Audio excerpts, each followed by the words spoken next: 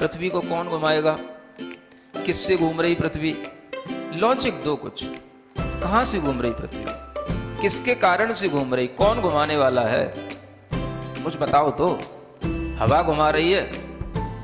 कौन घुमा रहा है? हवा का घूमना है तो फिर हवा तो हमेशा अपनी डायरेक्शन बदलती रहती है। कभी पूरब से हवा चलती, कभी उत्तर से हवा चलती, तो कभी पृथ्वी इधर घूमेगी, कभी उधर घूमनी चाहिए। क्या घूमता है? कौन घुमाता है? अगर कोई पृथ्वी को, और जिसकी भी स्पीड बताई जाती है लाखों किलोमीटर में, वो इसकी जो है स्पीड से घूम रही है, इतनी स्पीड से अगर कोई चीज घूमेगी तो उसके आश्रित रहने वाला जो जल होगा, समुद्र होगा, उनका पानी कहाँ जाएगा?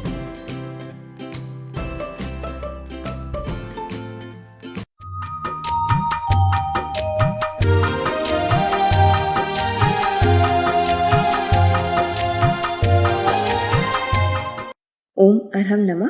अरहम 40 के 23वें दिन में आप सभी का स्वागत है। आचार्य गुरुवर श्री विद्यासागर जी महाराज की जय। अरहम श्री प्रणव में सागर जी महाराज की जय। आज हम प्रणव मंत्र ओम के साथ पदस्थ धर्म ध्यान करेंगे। ज्ञानार्णव ग्रंथराज में इसे शब्द ज्योति के नाम से संबोधित किया गया है और यही हमारी ज्ञान ज्योति प्रकट करने में सहायक होती है। इसलिए मैं कहता हूं कि आप लोगों को हमेशा ग्रंथ का आलम्बन लेकर के श्लोकों को सुनते हुए भी स्वाध्याय करने की रुचि डालनी चाहिए। समझ आ रहा है? केवल जो आप प्रवचन सुनने का भाव रखते हैं, वो प्रवचन सुनना आपके लिए उपयोगी हो सकता है, जल्दी समझ में आ सकता है, लेकिन अगर उसी प्रवचन में किसी ग्रंथ का आधार है तो वह आपके लिए बहुत ज्यादा श्रुत ज्ञान को बढ़ाने वाला हो सकता है। इसलिए यहां कहा जा रहा है कि यह शब्दात्मक जो ज्योति है, देखो अभी शब्दात्मक ज्योति जल रही है। हमने कभी सुना है कि शब्दात्मक भी ज्योति होती है? हमने तो हमेशा सुना है कि ज्योति ज्ञानात्मक होती है। आचार्यों ने हमेशा ज्ञान ज्योति की बात कही है। जब भी आप कहीं दीपक जलाते हो तो कहते हो भाई ज्ञान ज्योति, तो ये भी यहां बताया जा रहा है ज्ञानार्णव शब्दात्मकम ज्योति। पहले शब्द ज्योति की जरूरत है। शब्द ज्योति आपके अंदर आएगी तो वो शब्द ज्योति से ही ज्ञान ज्योति प्रकट होगी। शब्द नहीं है, कुछ आपके अंदर शब्द का अर्थ ही नहीं आ रहा है, तो ज्ञान कहां अपने आप से थोड़ी ना कोई प्रकट हो जाएगा। तो पहले शब्द ज्योति, केवल ज्ञान ज्योति। लेकिन केवल ज्ञान ज्योति से भी ये शब्दात्मक जो ज्योति निकली है, इस शब्दात्मक ज्योति को अगर हम अपने अंदर धारण करते हैं तो हमारे अंदर एक संबंध बनता है, जिस संबंध को कहा जाता है वाच्यवाचक संबंध। ये संबंध जो शब्दों से और अर्थों से जो संबंध होता है, उस संबंध को बोलते हैं वाच्यवाचक संबंध। कमर सीधी, गर्दन सीधी, आंखें बंद रखें, चेहरे को प्रसन्न बनाएं, गहरी लंबी श्वास हृदय तक ले जाकर रोकें। महसूस करें हमारा मन प्रसन्न है। हृदय में बहुत छोटा सा सूक्ष्म रूप से एक कमल है जो हमारी ध्यान से, श्वास के प्रभाव से विकसित हो रहा है। फिर से गहरी लंबी श्वास लें, हृदय स्थान पर रोकें और महसूस करें एक सुंदर सा कमल हमारे हृदय स्थान पर विकसित होता हुआ हमें दिखाई दे रहा है। इस कमल की कर्णिका पर ओम अक्षर का स्मरण करें, ओमकार का स्मरण करें।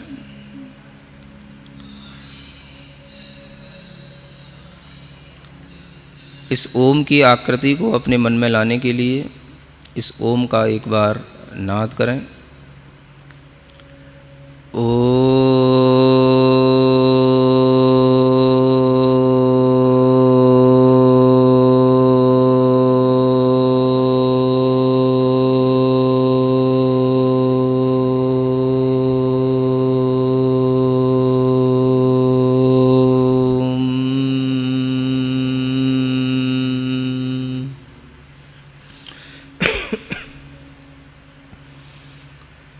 पूरी गहरी लंबी श्वास लेते हुए थोड़ा सा कुंभक का भी अभ्यास करें। गहरी लंबी श्वास अपने नाभि स्थान तक ले जाएं और उस श्वास को थोड़ी देर रोकें, धीमे धीमे श्वास को छोड़ें।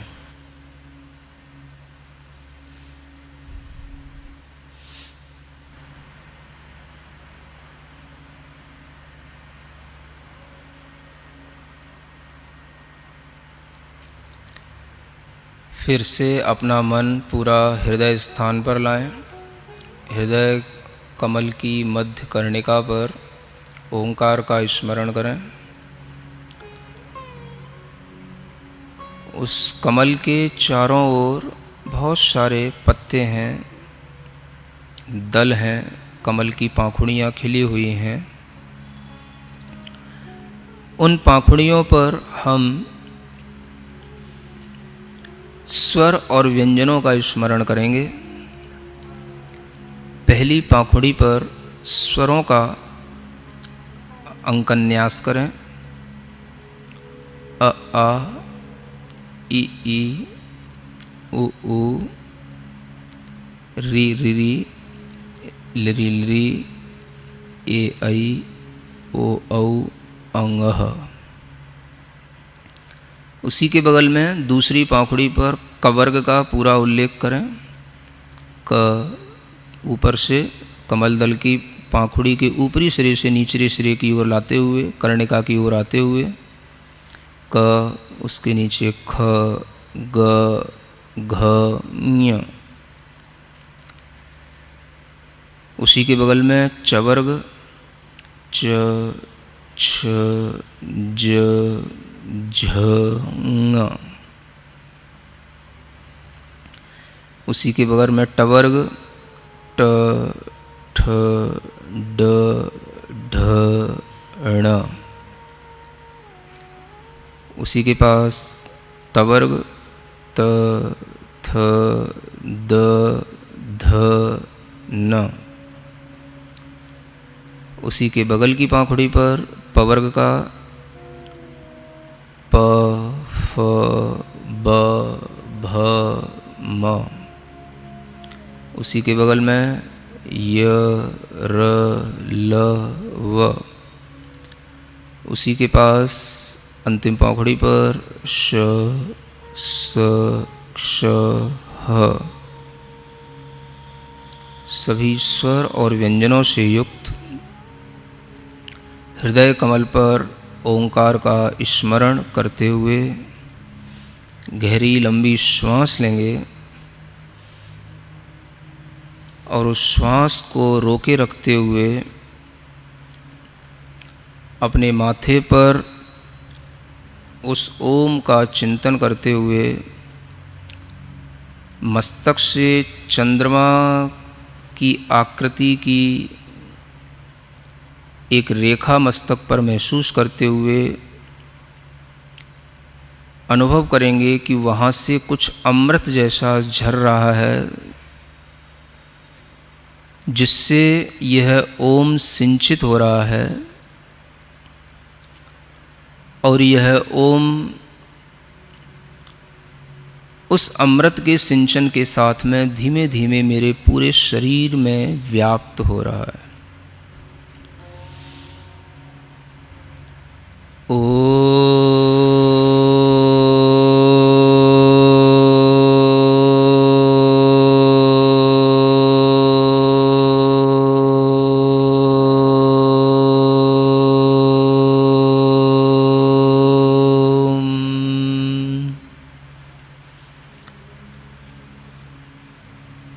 जो सफ़ेद रंग का ओम है, अमृत से सिंचित हुआ है, माथे के पास से झरता हुआ पूरे शरीर में फैल रहा है, उस सफ़ेद रंग के प्रकाश का, सफ़ेद रंग की आभा का पूरे शरीर में अनुभव करेंगे।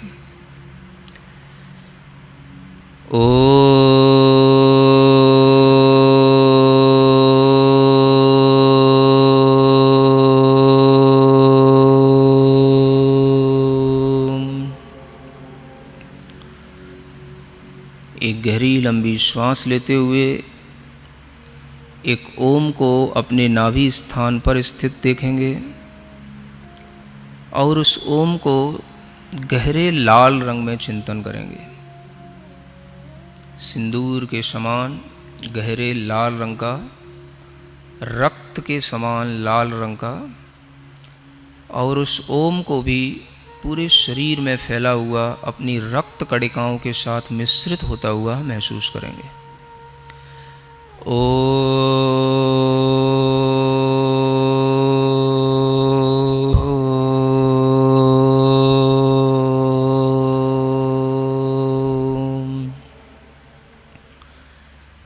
महसूस करें हमारे शरीर में जो ब्लड होता है उसमें दो ही प्रकार के सेल्स होते हैं, वाइट और रेड। और ओम के दोनों प्रकार के रंगों के स्मरण से हमारे ब्लड के सभी सेल्स बिल्कुल बैलेंस्ड हो रहे हैं, सभी में एनर्जी आ रही है। हमारे पूरे शरीर के अंदर ब्लड में इस ओम की शक्ति, ऊष्मा का प्रवाह निरंतर घुल रहा है। सफ़ेद और लाल रंग की वह रक्त कोशिकाएं अपना काम पूर्ण रूप से सही कर रही हैं। जब भी कभी इन ब्लड सेल्स में कमी आ जाती है तभी कैंसर, ट्यूमर, अनेक तरह के ब्लड के कैंसर, ब्लड की प्रॉब्लम्स, ये सब रोग इसी कारण से उत्पन्न होते हैं। इसलिए लाल और सफ़ेद रंग दोनों से मिश्रित हुआ ओम का ध्यान अपने पूरे शरीर के अंदर करें। कोई भी शरीर के अंग में वह स्थान न रह जाए जहाँ पर यह लाल और सफ़ेद रंग का प्रकाश घुल मिल न रहा हो। पूरे जोर के साथ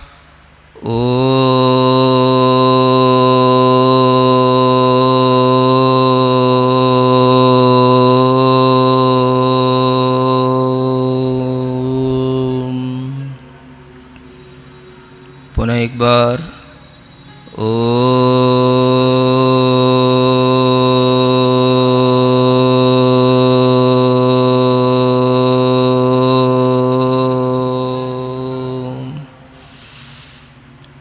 देखें पूरे शरीर के अंदर एक महातत्व फैला हुआ है, महामंत्र है, महाबीज पद है जो बहुत प्रभाव से संपन्न है। इस मंत्र के पूरे शरीर में फैल जाने पर अब हमें कोई भी असाध्य रोग पीड़ित नहीं कर सकता। मैं हर प्रकार के रोग से लड़ने की क्षमता से युक्त हूँ। भावना करें, मैं हर तरह की बीमारी से लड़ने में समर्थ हूँ। कोई भी वायरस का प्रभाव मेरे शरीर पर, मेरी ब्लड सेल्स पर नहीं पड़ सकता। पूरे शरीर के अंदर मैं ओम को, ओम की ऊर्जा को अनुभव कर रहा हूँ। महसूस करते रहें, लाल रंग का प्रकाश नाभि से उत्पन्न हुआ है, सफ़ेद रंग का प्रकाश मस्तक से उत्पन्न हुआ है और वह ओम पूरे शरीर में इन दोनों प्रकार के रंगों से घुल मिल रहा है। गहरी लंबी श्वास लें। श्वास को कुंभक की तरह पेट में रोक के रखें। विचार करें, यह शरीर मैं नहीं हूँ, मैं चैतन्य आत्मा हूँ। मेरे कर्मों के कारण से मुझे यह शरीर मिला है। मैं इस ओम की अग्नि से उन सब कर्मों को जो पूरे चैतन्य आत्मा में लगे हुए हैं उनको जला रहा हूँ। उन कर्मों से अपनी चैतन्य आत्मा को मुक्त कर रहा हूँ।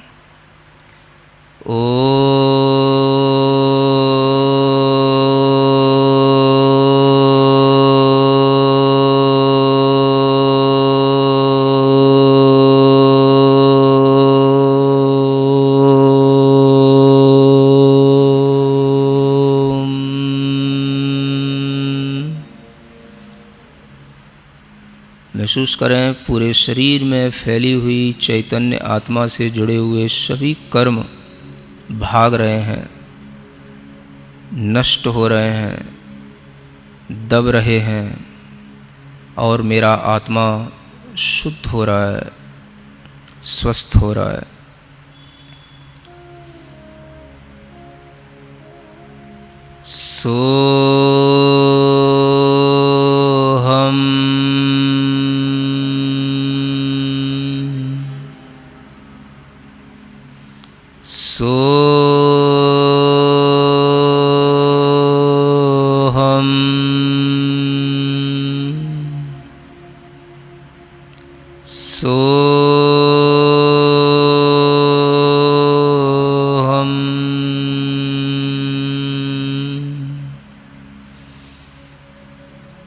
पूरे शरीर में स्वस्थता महसूस करें, मन को प्रसन्न महसूस करें और चैतन्य आत्मा को कर्मों से रहित शुद्ध महसूस करें।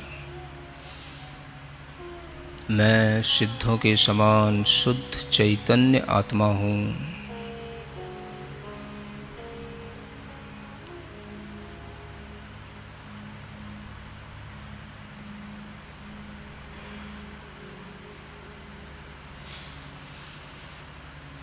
अपनी दोनों हथेलियां घिसकर आँखों पर रखें। ओम अरहम परम शांति। पूरे शरीर में अपने हाथ का स्पर्श करके जो भी लोग कहीं पर रोगी होकर के दुखी हैं, जिनको अनेक तरह के कोरोना, कैंसर आदि की बीमारियां हैं, उन सब के लिए अपनी यह शुद्ध ऊर्जा, शुद्ध भावना पहुंचाएं और भावना करें, सर्वे भवन्तु सुखिनः, सर्वे सन्तु निरामयाः, सर्वे भवन्तु सुखिनः, सर्वे सन्तु निरामयाः, जीवन्तु जन्तवः सर्वे, जीवन्तु जन्तवः सर्वे, व्याधिव्यसनवर्जितं, व्याधिव्यसनवर्जितम्।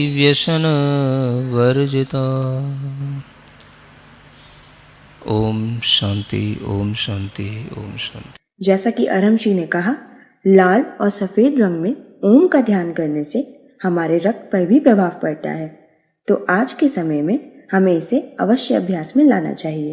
आज के गृह कार्य में हम क्षमा करने का प्रयास करेंगे। आज जब भी हमें किसी पर क्रोध आएगा, किसी से भी कोई लड़ाई आदि की परिस्थिति होगी, तो हम पहले अपने मन में शांति से 3 बार ओम अरहम नमः का उच्चारण करेंगे और उसके पश्चात ही कुछ भी करेंगे। आज के लिए इतना ही। सभी को ओम अरहम नमः।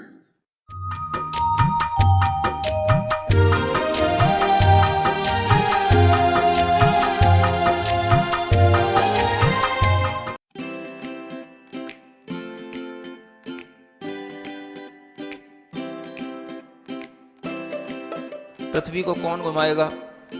किससे घूम रही पृथ्वी? लॉजिक दो कुछ।